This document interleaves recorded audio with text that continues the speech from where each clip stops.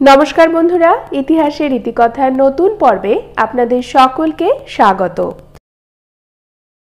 চাঁদ পৃথিবীর একমাত্র উপগ্রহ। আমরা সকলেই জানি চাঁদ তার নিজের কক্ষপথে ঘোরে, আবার পৃথিবীকে কেন্দ্র করে পৃথিবীর চারিদিকে ঘোরে। যেমন পৃথিবী নিজের কক্ষপথে ঘোরে, যেই জন্য দিনরাত্রি হয়, এবং সূর্যকে প্রদক্ষিণ করে সূর্যের চারিদিকে ঘোরে। এইভাবে ঘুরতে ঘুরতে চাঁদ, সূর্য, পৃথিবী যখন একই সরলরেখায় চলে আসে তখনই ঘটে মজার ঘটনা। যখন এই সরল রেখায় পৃথিবী চাঁদ এবং সূর্যের মাঝে চলে আসে তখন পৃথিবীর ছায়া পড়ে চাঁদে, এবং এই পৃথিবীর ছায়ার জন্য চাঁদে সূর্যের আলো পৌঁছতে পারে না। ফলে চাঁদকে কিছু সময়ের জন্য দেখা যায় না। অর্থাৎ পৃথিবী পৃষ্ঠের কোনো দর্শকের কাছে চাঁদ আংশিক বা সম্পূর্ণরূপে কিছু সময়ের জন্য একদম অদৃশ্য হয়ে যায়। একেই সংক্ষেপে চন্দ্রগ্রহণ বলা হয়ে থাকে। এই চন্দ্রগ্রহণের সময় পৃথিবী সূর্যকে আংশিক ঢেকে দিলে পৃথিবীর জন্য চাঁদকে আংশিক দেখা না গেলে একে আংশিক চন্দ্রগ্রহণ বলে। অন্যদিকে পৃথিবী সূর্যকে পুরোপুরি ঢেকে নিলে পৃথিবীর জন্য চাঁদকে পুরোপুরি দেখা না গেলে তাকে বলা হয় পূর্ণ চন্দ্রগ্রহণ। চাঁদের তুলনায় পৃথিবীর ব্যাস অনেক বেশি। এই কারণে পৃথিবীর এই ব্যাসের পথ অতিক্রম করতে চাঁদকে অনেকটা সময় দিতে হয়। এই কারণেই ঘটে থাকে চন্দ্রগ্রহণের স্থায়িত্ব সূর্যগ্রহণের থেকে বেশি। মানে হলো সূর্যগ্রহণ যতটা সময় ধরে হয় চন্দ্রগ্রহণ তার থেকে দীর্ঘ সময় ধরে হয়। সাধারণত চন্দ্রগ্রহণ 2 ঘন্টা থেকে 3 ঘন্টা বা 4 ঘন্টা পর্যন্ত হয়ে থাকে। 2025 সালের প্রথম গ্রহণ পূর্ণগ্রাস চন্দ্রগ্রহণ অনুষ্ঠিত হবে ফাল্গুনী পূর্ণিমা বা দোল পূর্ণিমাতে। আসুন জেনে নিই আজকের পর্বে 2025 সালের প্রথম চন্দ্রগ্রহণ পূর্ণগ্রাস চন্দ্রগ্রহণের সম্পূর্ণ সময়সূচি। এই চন্দ্রগ্রহণ কখন শুরু হচ্ছে, কখন শেষ হচ্ছে, জানব চন্দ্রগ্রহণ কোন দেশে দেখা যাবে, কোথায় দৃশ্য, কোথায় অদৃশ্য। সম্পূর্ণ তথ্য থাকবে আপনাদের জন্য। 14 মার্চ 2025 শুক্রবার পৃথিবীতে গ্রহণ স্পর্শ বা আরম্ভ ভারতীয় সময় অনুসারে সকাল 10:39। পূর্ণগ্রাস চন্দ্রগ্রহণের পূর্ণগ্রাস আরম্ভ হবে সকাল 11:56। গ্রহণ মাঝামাঝি সময় হল দুপুর 12:29।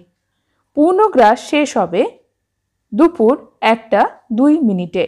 গ্রহণ মোক্ষ বা সমাপ্তির সময় হল দুপুর 2:18। সম্পূর্ণ তথ্য ভারতীয় সময় অনুসারে। এই গ্রহণ থাকবে 3 ঘন্টা 39 মিনিট পর্যন্ত। গ্রহণের গ্রাসমান 1.183। গ্রহণের উপচ্ছায়া স্পর্শ বা প্রবেশ সকাল 9:26। উপচ্ছায়া মোক্ষ বা ত্যাগ দুপুর 3:32। গ্রহণ কোন দেশে দেখা যাবে? এই গ্রহণ আমেরিকার, পশ্চিম ইউরোপ, পশ্চিম আফ্রিকা, প্রশান্ত মহাসাগর, আটলান্টিক মহাসাগরের উত্তর এবং দক্ষিণ ভাগে দৃশ্য।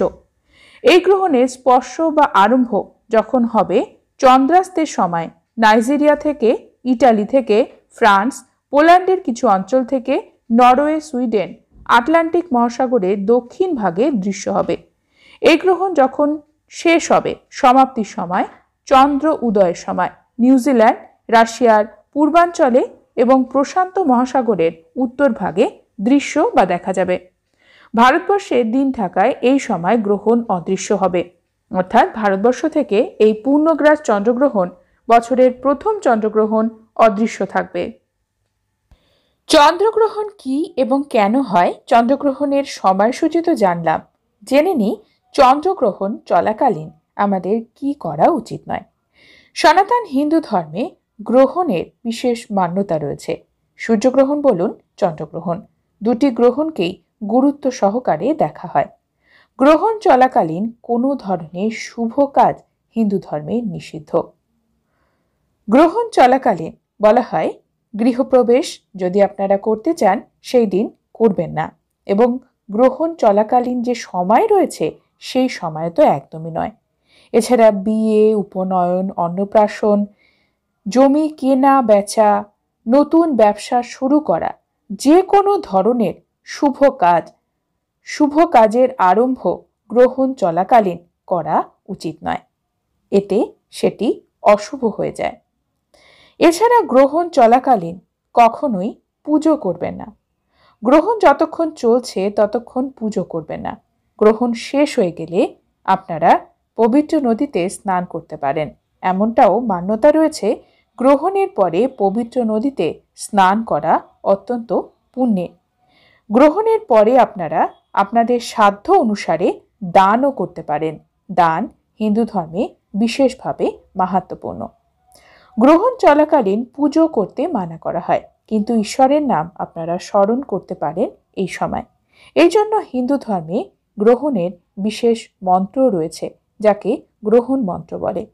নবগ্রহের জন্মছকে যদি কোনো খারাপ দোষ থাকে সেটির জন্য এই মন্ত্র জপ করতে বলা হয় গ্রহণ চলাকালীন। গর্ভবতী মহিলারা গ্রহণ চলাকালীন বিশেষ বিষয়ে খেয়াল রাখবেন। আপনারা কখনোই ছুরি, কাঁচি বা কোনো ধারালো জিনিস দিয়ে এই সময় কাজ করবেন না। গ্রহণের পরে করতে পারেন। গ্রহণ চলাকালীন কখনোই পুজোর জন্য ফুল তুলবেন না। এছাড়া তুলসী পাতাও তুলবেন না, তুলসী গাছে জল দেবেন না গ্রহণ চলাকালীন। যতক্ষণ গ্রহণ চলছে ততক্ষণ তুলসী গাছে জল একদমই দেবেন না। এছাড়াও গ্রহণ চলাকালীন সূর্য দেবতাকেও জল অর্পণ করবেন না। তারপরে অবশ্যই করতে পারেন। আজকের পর্ব এই পর্যন্তই। পরবর্তী পর্বে নতুন একটি বিষয় নিয়ে আপনাদের সঙ্গে কথা হবে। ততক্ষণ সকলে সুস্থ থাকুন, ভালো থাকুন, আর পুরো ভিডিওটি দেখার জন্য আপনাদের অসংখ্য ধন্যবাদ।